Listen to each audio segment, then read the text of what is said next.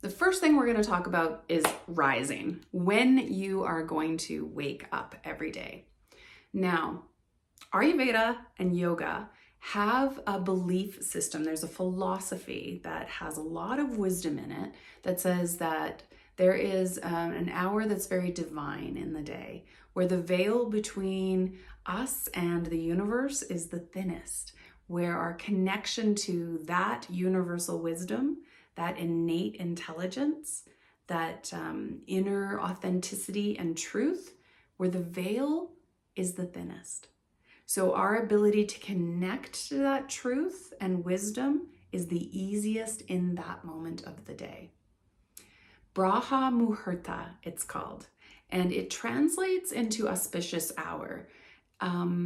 It can be said that it is the hour before dawn, which is tough to accommodate in a northern climate where the hour before dawn can be 3:30 in the morning or 8:30 in the morning, depending on the time of year.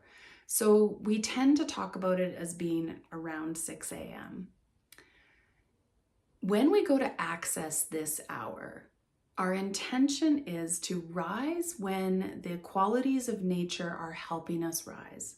The qualities of nature that sort of happen at that middle of the night, 2 a.m. onward, are very light, very mobile, very clear. We're trying to take advantage of those things. You sometimes will feel when you wake up before your alarm clock in the morning that you're alert and you're awake. And you might be a bit mad that the alarm clock says it's still early, but you feel ready to get up out of bed. Like lifting up would feel easy. Now, sometimes we're like, no, and we roll over frustrated and try and make ourselves go back to sleep. And often then, if we sleep later into the morning hours, the nature's qualities in the early morning hours, like 6 a.m. to 10 a.m. are heavy and dense and foundation building. There is structure to them. And that heaviness can sometimes all of a sudden feels like you're trying to pull your butt out of bed, and it feels hard to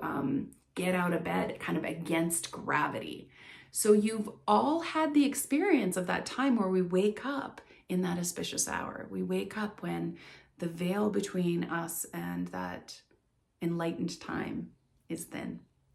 And we can all relate to the time when it's hard to drag your butt out of bed because we've slept in too late and now it feels like, things are just tougher to do.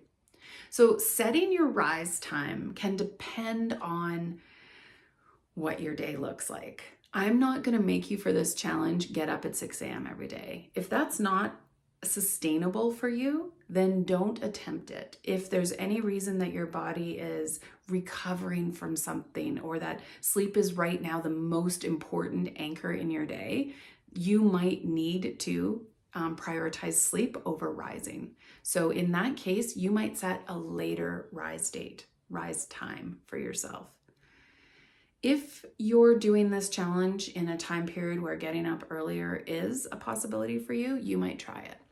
And then what you're trying to do is make that rise time consistent. And you might let it alter half an hour or an hour on the weekends or something like that. But you're trying to allow this rise time to indicate some circadian rhythm to your body, right? Melatonin gets released at night to help us go to sleep.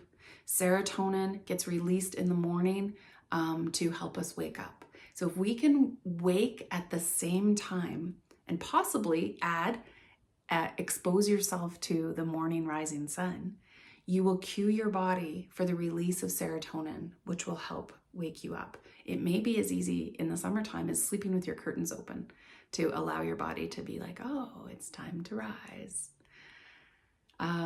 So set some intention around when. We use a lot of triggers to help us make these decisions. You might set the trigger of, okay, so if I can go to sleep and be asleep by this time at night, then I'm going to work 8 hours ahead and that's going to be my time to rise in the morning. Be consistent as you can and use the cues in the workbook to help you design what you need this week. Good luck.